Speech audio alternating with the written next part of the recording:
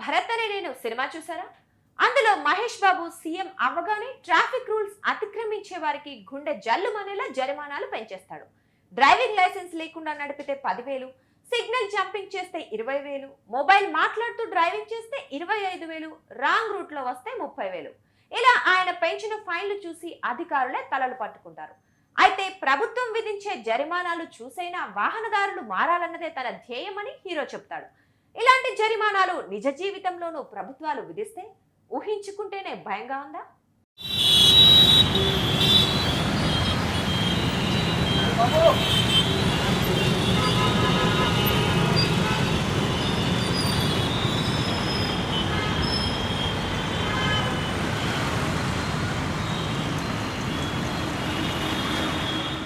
Road ప్రమాదాల నివారణకు కేంద్ర రాష్ట్ర ప్రభుత్వాలు ఎన్ని చర్యలు తీసుకుంటున్నా ప్రమాదాలు మాత్రం ఆగటం లేదు.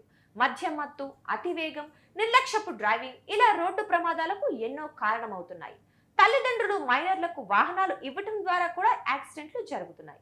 ఇటీవల పూణేలో మైనర్ యువకుడు తప్పతాగి చేసిన యాక్సిడెంట్ 2 అమాయకుల ప్రాణాలు బలి తీసుకున్న ఘటన దేశవ్యాప్తంగా సంచలనం రేపింది. ఈ నేపథ్యంలో కేంద్రం కీలక నిర్ణయం తీసుకుంది.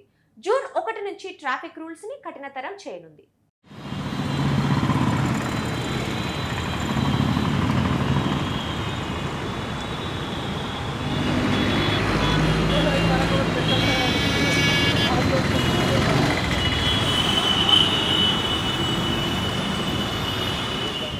మారనున్న ట్రాఫిక్ రూల్స్ ప్రకారం నిర్లక్ష్యంగా వాహనాలు నడిపే వారికి జేబు చిల్లు పడనుంది.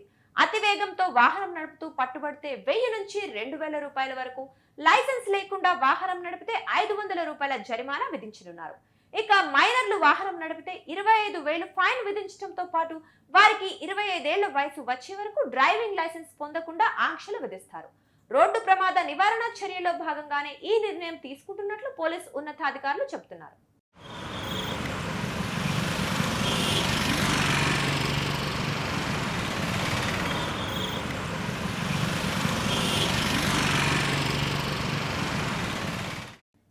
జూన్ 1న కొత్త డ్రైవింగ్ లైసెన్స్ రూల్స్ కూడా మారనున్నాయి. ప్రస్తుతం డ్రైవింగ్ లైసెన్స్ కావాలంటే ఆర్టీఏ ఆఫీస్ కి వెళ్లాల్సి ఉంటుంది.